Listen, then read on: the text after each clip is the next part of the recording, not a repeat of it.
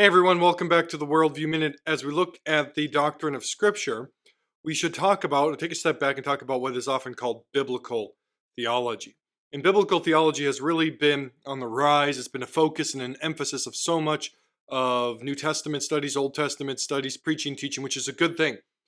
Biblical theology is filling in and looking at how the story works across all of Scripture from beginning to end. And so, as we understand the doctrine of Scripture, we're really trying to see the big picture of it. You can't understand the parts until you've seen the big picture of it. And when we talk about biblical theology in its most basic and generic sense, we're talking about the four movements of Scripture: creation, fall, redemption or salvation, and consummation or recreation. Those are the four movements of creation. And what is often said is that these four movements of the storyline encapsulate all of Scripture. All of Scripture falls under one or multiples of these four movements of Scripture. And that's all well and good, but we need to stress when we talk about the Bible as authoritative, as God-breathed, as complete, and as sufficient, and then we branch into biblical theology, it's not enough to say that creation, fall, redemption, and recreation are the storyline of Scripture. Scripture is claiming that that's the storyline of the entire universe. Yes, it is the storyline of Scripture, but it is so much more than that. The Bible claims that this is what is there. This is true to what reality is. These four movements of Scripture are the four movements of the cosmos. This is God's divine plan revealed in Scripture for everything that exists. And in it, we can then see that this is the foundation, the lens by which we can come to understand ourselves, the world, and God. That this is how God moves. This is how He saves throughout human history, throughout creation. And this is how we're to understand ourselves in light of everything else. So this is the foundation, the lens by which we come to understand all of reality. This simple four movements of Scripture are the four movements of everything that exists, the entire cosmos, as it were. So let's dive into that a little bit here in today's episode. We start with creation, because I want you to see, as we unpack these, that there's a comprehensive picture given to us of all of life. The Christian faith and worldview, the Christian system, as it were, is a totalizing and comprehensive system. There's not a single molecule that escapes this system. There's not spiritual and sacred parts of life and secular parts of life. We're going to look at that at the next video. But that all of life is encompassed in the storyline of Scripture, and it starts with creation. The God who is there, as we've covered in previous videos, created absolutely everything that exists, whether seen or unseen. God creates everything. He speaks it into existence. And therefore, right, He owns it all. He determines the meaning of everything. Right? He plants man in His creation as His divine representation, and that He is to go and subdue all of creation, not some of creation, not just the secular parts, not just the spiritual or sacred parts, but man as God's representative in creation is given dominion over everything, that He's to go forth to the ends of the world, to the ends of the cosmos, and subdue creation for the glory of God. So what you have at the very beginning of Scripture, is the God who creates absolutely everything.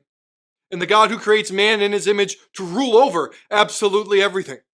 Right? We read in the New Testament that we're even going to rule over angels in the new creation. But for now, we can say God, there is nothing in creation. There's nothing that exists that is outside the scope of the story of creation.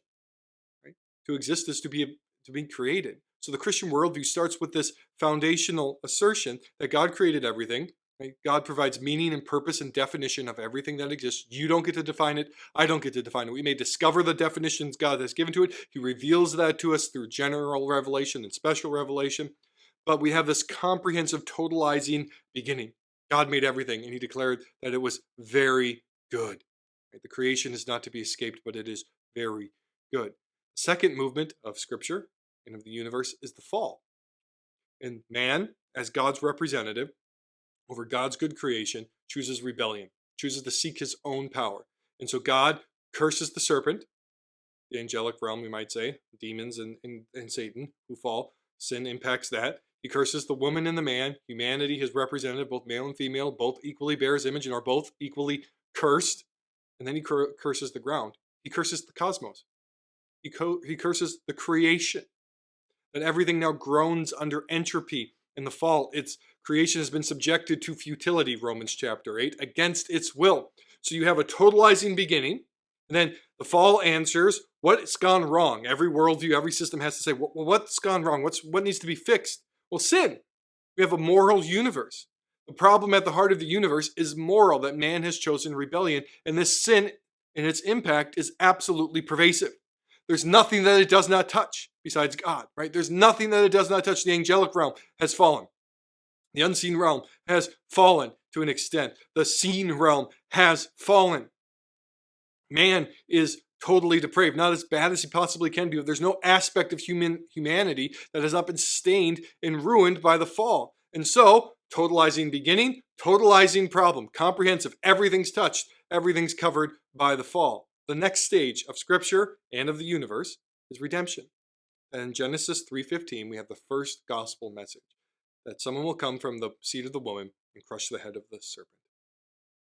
Right? That this problem is going to be dealt with. And that problem is developed across the canon. God does it through many different covenants. He reveals us new things. There's a progression to this revelation. This is the other thing that biblical theology often recognizes, is that as the storyline develops, we learn more about what man's problem is, what solutions will and won't work, and what this Messiah is, or who this Messiah is, and what he will do. And that finds its culmination in the person and the work of Christ. When we read of this Christ in Colossians 1:15 through 20, we've been through this before, that he's the Lord over everything. He's the Lord over creation, that when God created, the Word was there. Everything was created through the Word, by the Word, and for the Word. And that all things, whether seen or unseen in heaven and on earth, Colossians 1:20, are being redeemed by him, by the blood of his cross.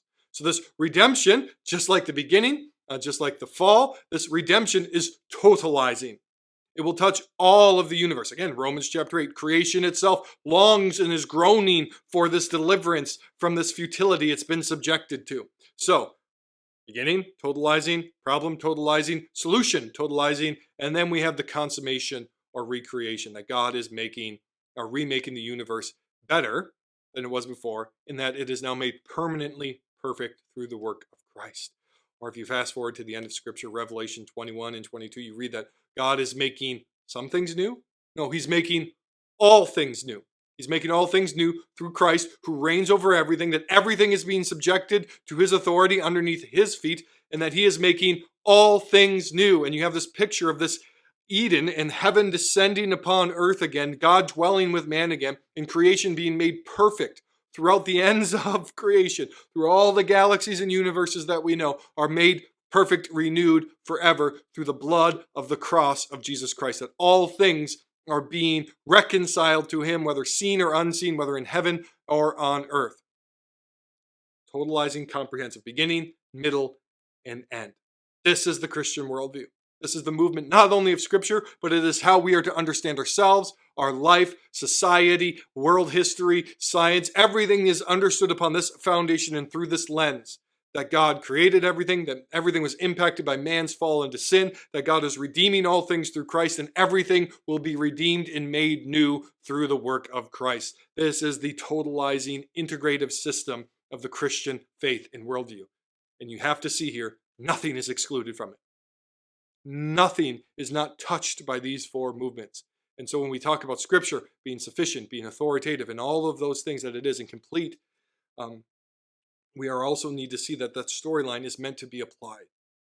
It's not just the storyline of Scripture, it's the storyline of you and me, our children, of our grandchildren. It is the story of the universe, and it centers on the person and the work of Christ, who is Lord over everything by nature of who he is, God the Son incarnate, and what he has done.